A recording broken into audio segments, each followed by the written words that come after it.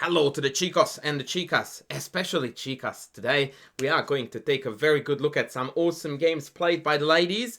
The reason for this is because they played some awesome games that I can't wait to share with you. Also, I'm a little bit hurt because my beloved Hungarian team for the open section lost to the red hot favorite Indian team.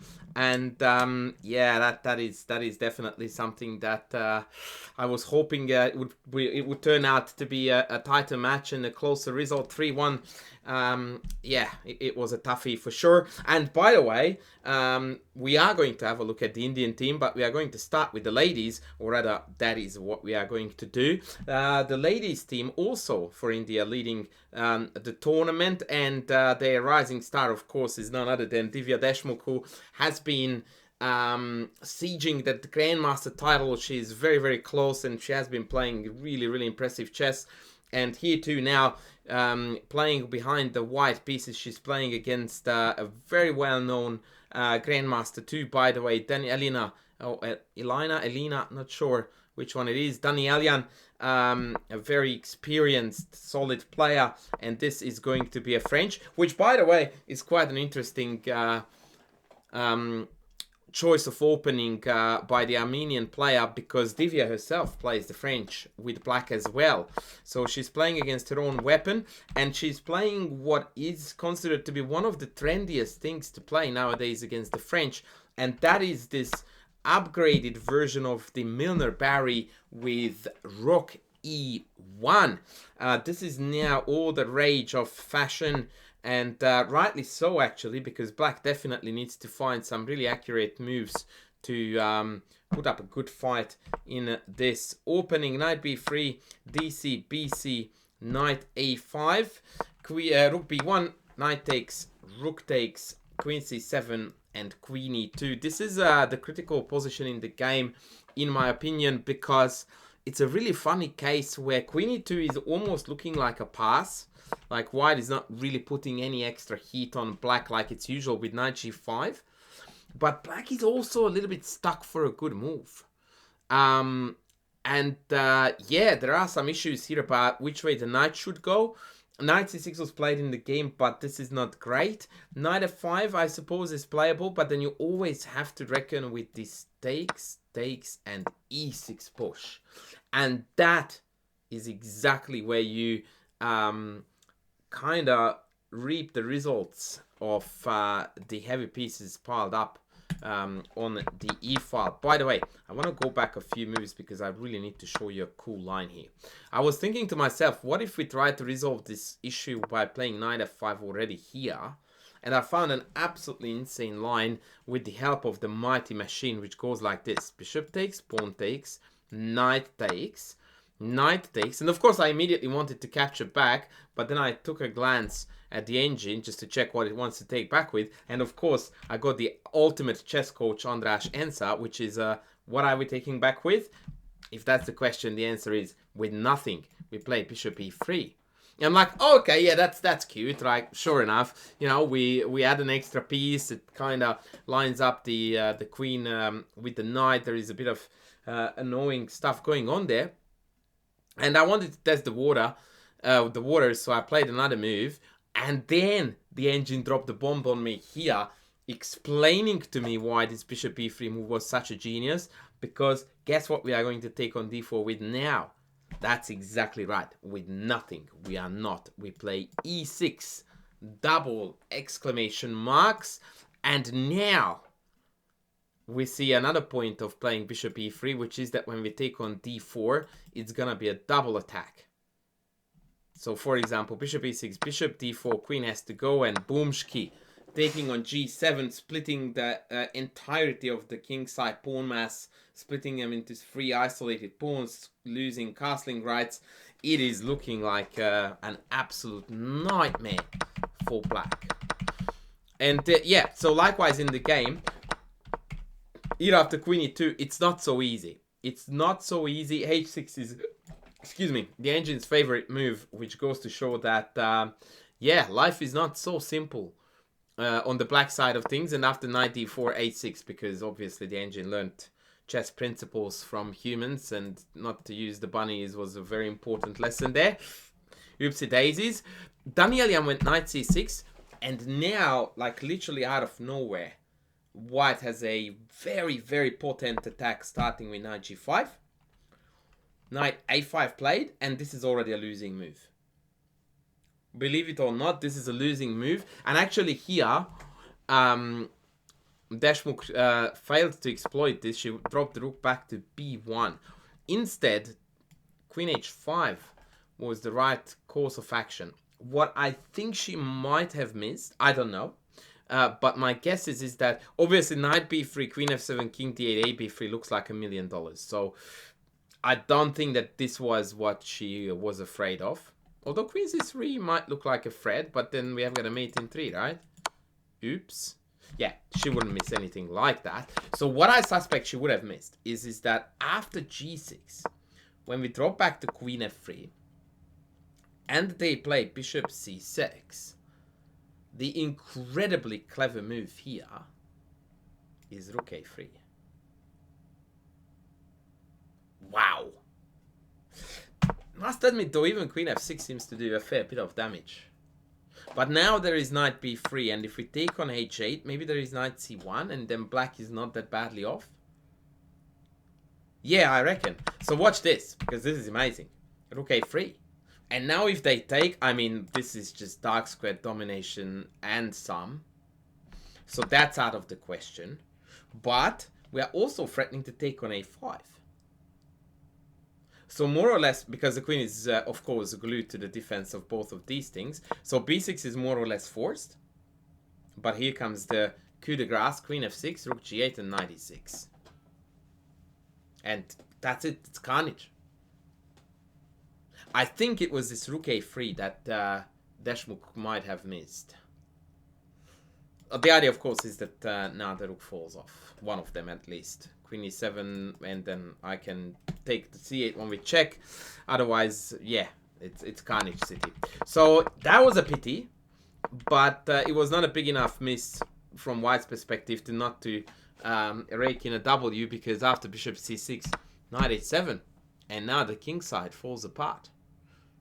And from here on out, by the way, this was like one-way traffic and nothing but attack, attack, aggression, aggression, and yeah, carnage. g6, knight g5. There is not even any need to try to get cute with bishop g6 here. Although, to be fair, objectively speaking, this is the engine favorite move by a tiny margin over knight takes g5. The idea being that after takes, you do not take g6, you take this. And of course, rook takes gets checked down. That is a whoopsie daisy. I think what Divya played here is cleaner, in the sense that for a human mind there is no risk and there is a clear win to be had here. Bishop g5, bishop g5. Now the dark squared control is off the charts, and what I really like about this game is the constant hammering. Like, she just doesn't let go. Once she found out that, you know, the attack was on, she just goes after her opponent with relentless aggression. c4 right away, just bring it. You think your king is safe here? No, I'm opening up new avenues. I want to get to this as soon as possible. And after dc comes the move with a slight spoiler. Bang, bishop takes g6. Incredible stuff. Now rook d1 check is essentially mate in case of capture, because of course after bishop d5 we can take with rook d5, and the black's position is falling apart entirely. So poor Danielian had to again try to negotiate the very catastrophic situation and try to create some kind of an escape route for the king. But of course now the h-pawn is going to be the hero of the day, as it is so typical in many French main lines in the Winnova. We see this all the time where white takes the g and the h-pawns, that it's just h-pawn, up until you reach touchdown, and nothing black can do. Like, they tried to give up the exchange, but in the end of the day it's just too many pawns, and I think hereabouts Danielian gave up. I mean, white is up in exchange and 47 pawns exactly. A beautiful and super impressive victory by Deshmukh. And it looks like, once again, both Indian teams are on course towards double gold. But I have another game for you, and that comes from Team 1 of Hungary, and that is the Hungarian talent, Zsóka Gaál, who is now sporting a 2385 rating. He's a WGM, if I recall rightly, and I do think that he already has one or maybe even two international master norms. She's definitely one of our brightest stars, up-and-coming player, and I really like the fact that I found an awesome game by her to demonstrate her prowess. Check this out.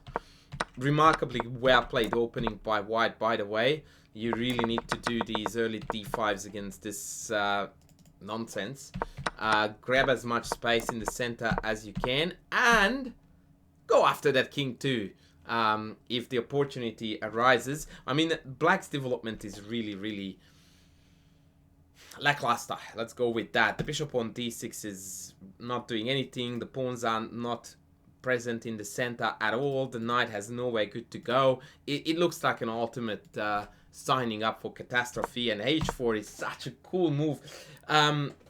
Yeah, the more we engage with the engine chess, the more we find these wing attacks to be a remarkably effective answer to insufficient development and central control. c5, queen c2, perfect play. Bishop e7, castle's really good. d6, and that was the first point when the Hungarian talent could have played with even more gusto than she did. She played here e3, which is not bad, to be fair, but boy, do we like the look of g4. And let me give you a little bit of a appetizer, if you will, for what's in store once black accepts the pawn on g4. Let's sack another one, shall we? No worries. That's pawn number 2. Now we are also hanging 2 rooks and a bishop. Party time, baby. Let's take h6 and make the number of hanging pieces 4. What I love about this attack is that it feels like white has got so many pieces to sack. Like there's always a new one that is thrown into the fire. And of course, after knight takes, we play rook g1, and after bishop g7, bishop f6, we sack another one, because what else, as good old Dr. Feingold would say. And after bishop g7, it turns out that queen h7 is Matutsky. What a line. What a line. If f5, bishop f5, and then bishop e6 check its mate on h7, thank you very much. If you go rook e8 to try to run for the hills, then comes check, and then comes check. And if you take me, Matutsky. Wow. I mean, this is just so much fun. Sensational chess. Wow. So that was the type of attack that was possible after g4. It's a bit of a pity that it didn't quite happen. Do I have another fancy line? No, that's a nonsense line. No, this is bishop h6. Yeah, never mind. Oh, and by the way, if they take it, that's the line I wanted to show you. Then we have got check, king h8, and the casual queen d2 is going to collect the full point. Bishop g5 is literal only move to stop the mate. Then we take. Then they take the rook again. And then once again, just for added measure, a quiet move g6 to introduce queen h6 and mate. The only move that is not a forced mate here for black is king g7. Trying once again to run toward the queen side. Takes, king takes. And once again, just like to demonstrate how insanely beautiful this game is and how immensely difficult at the same time, the engine rubs in knight e4. Put your pieces in the center, and unfortunately for black, their only piece near the center is the king. And said king is about to be hunted down. My engine is yelling at me now, mate in 30, 23, thereabouts. Basically, the idea just to demonstrate, I will play a few null moves. Takes, but let's say bishop takes d5, check, king back, check, and yeah, multiple mate threats. And this is basically more or less unstoppable after knight e4. It's just breathtakingly beautiful. Absolutely breathtakingly beautiful. If I play rook across, then of course queen f4 check is going to allow me to bring the queen in. And once again, look at this attack. It's mental. Absolutely mental. And knight d6 is unstoppable. Yeah, wow. Wow, wow, wow. This game is so beautiful. a6 played, g4 played now. Knight takes, bishop d3 played. I think the engine slightly prefers bishop h3. Once again, tickling the knight and trying to bring in some extra attackers. Bishop c8, development above all. And this is where things derailed, unfortunately, for white a little bit. Bishop f5, we really need to go after this knight in order to clear the g-file to make this attack work. Bishop e7 was not it, because now the knight stays here, and a quick knight d7, knight f6 actually could have turned the tides quite annoyingly. Luckily, after knight g5, our opponent played knight e5. And that was not it. So that was the time, this was the time to play knight d7, knight f6. And now it's unclear to me if this attack is ever going to break through. After knight e5, we are back in action, baby. Bishop takes a6. A cheeky capture. Now, obviously, it's irrelevant that we take a pawn. Like, the fact that it wins a pawn is irrelevant. It's simply a very effective clearance move, which also allows to occasionally trade off the bishop, which can be a potent defender. HG played, knight g6, and now the bishop, in fact, does come back to d3, although I must say here that bishop takes c8, rook takes c8, followed by rook h3, according to the machine, is the move. I thought it was going to be queen f5, hitting rook, but nah, just rook h3. And double up. And in case you think that, oh, but that's not threatening with anything, oh, yes, it is. If I play two nil moves, check, my friend. That is the threat. So yeah, rook h3 is definitely very powerful. We played bishop d3. And now after queen g5, queen e5, we finally found again the thread of the attack. And Gaál finishes in a beautiful style here, knight e4. Would you believe that the main purpose of this move is to shield the e3 pawn? I mean, obviously, it's very handy that we are centralizing a knight, but the point, of course, was to deny queen e3 check and allow, whoops, the swing across. And queen hanging, mate hanging, thanks for coming. Next game. Opponent didn't allow this. Instead, they played here knight takes f4, trying to deny queen h2.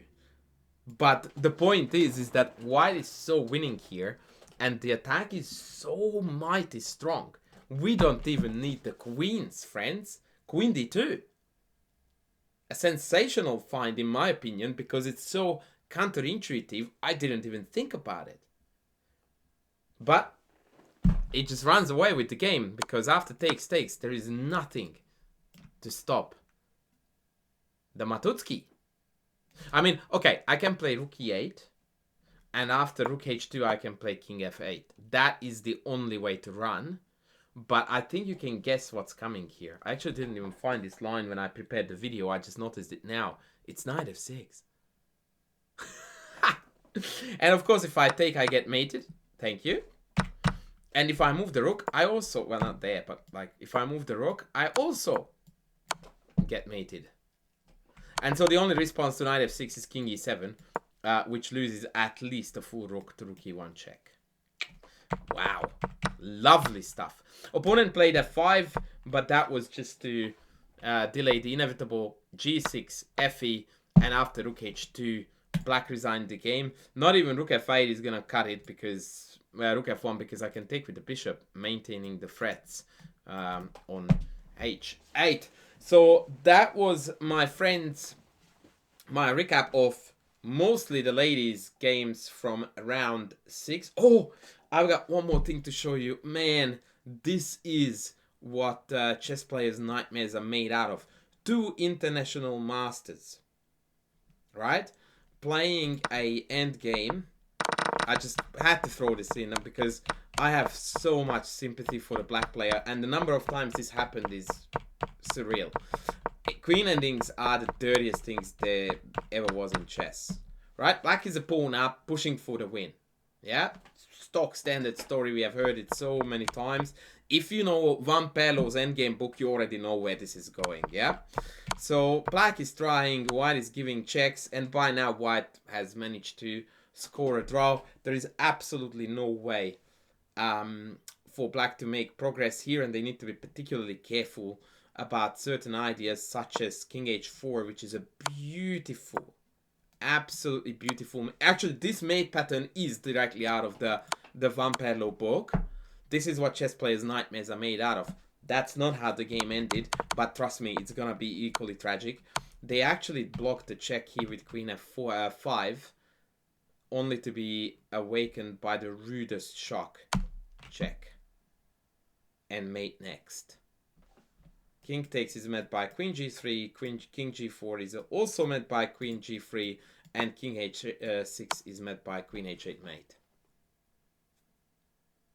And if you look at a bar or a graph of this game, you will find that in the first 61 moves, it was all white, white, white. Sorry, black, black, black, black, black, winning, winning, winning, winning, and then a drastic drop down on the one but last moment.